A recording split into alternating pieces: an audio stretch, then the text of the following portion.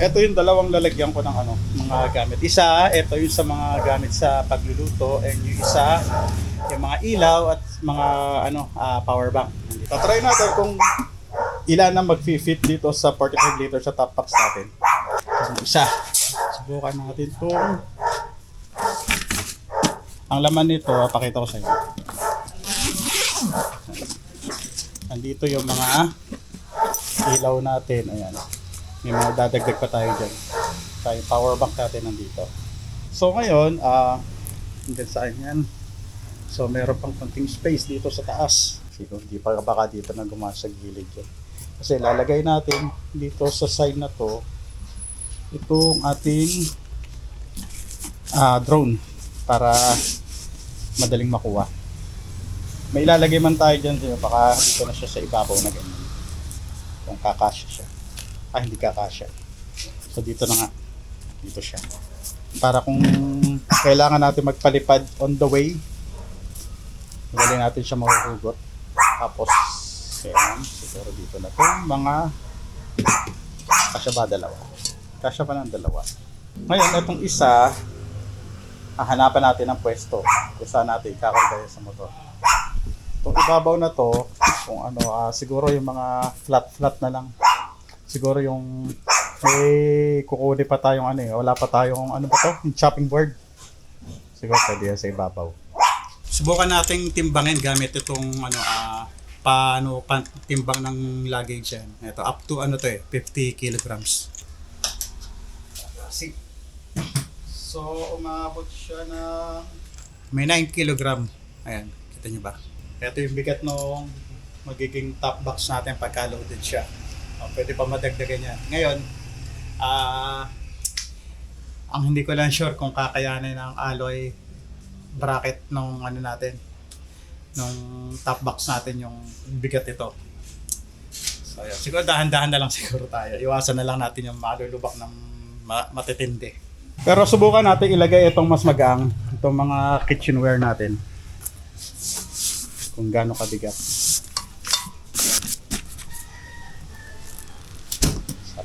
Ayan. Okay, ito ay merong lang, 1 kilo lang yung naging diferensya. Okay, ito naman yung duffel bag natin from Motoworks. Meron siyang capacity na 66 liters. Nag-base kasi ako dun sa length nitong ng duffel bag na may nakasya niya maglagay na hanggang 60 cm na haba. Itong nasa likod siguro, ayan. Dito natin lagay sa bakal ng top box. Meron na siyang loop para hindi na natin siya ibubukod. Ngayon ito, i-adjust na lang natin yung length.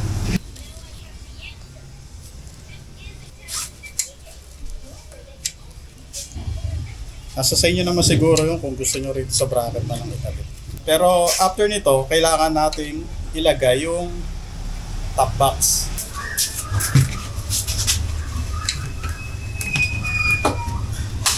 Ayan. Sumasahid pala siya rin sa dito. So hindi pwede. Lipat natin.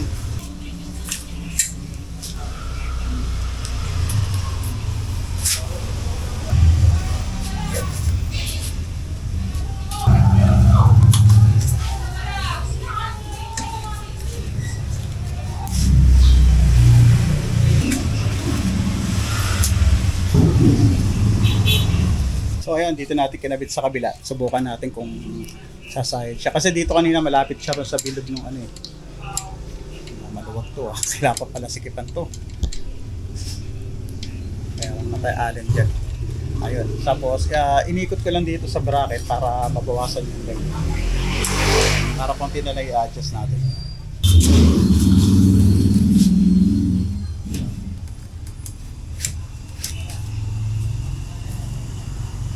Ayan, okay siya. Malayo naman siya dito. So nakapadaan siya sa ilalim ng top box. So ito, yan, ito yung i-clip natin. Tapos i-adjust na lang natin itong strap.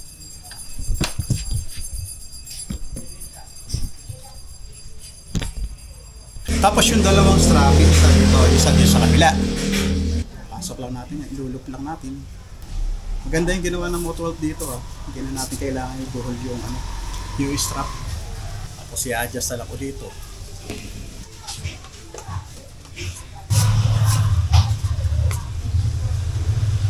Ayan. Natimbang ko na nga pala to, nasa ano siya, around 9.5 kilos siya. Strap natin dito. Sa harapan.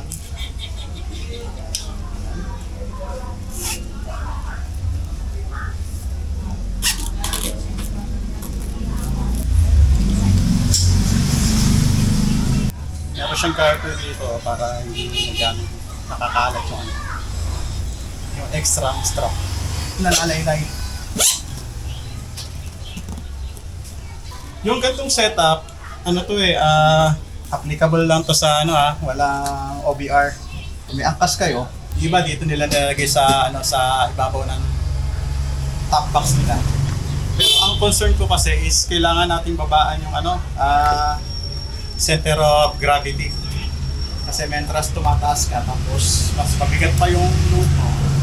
Mas magiging mas mahirap yung handling ng mga motor natin. Ay, sandali.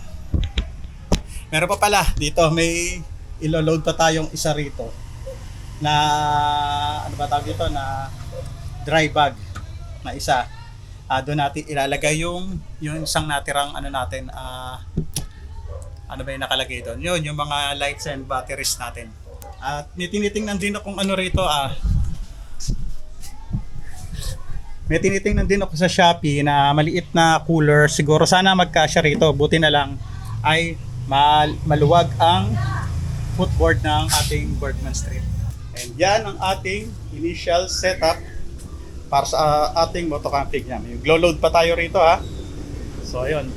Ang kailangan na lang natin is ma-test drive. Tingnan natin kasi pagka nagkakaroon tayo ng load at hindi balanse yung mga karga natin is nagkakaroon tayo ng wiggle sa manibela. Yun nga, sinasabi ko kanina ay humihirap yung handling ng motor natin. At medyo delikado yun, lalo na kung malayo-layo yung mga biyahe natin. So yung mukhang okay naman. At hindi naman ganun magewang yung natin, manibela.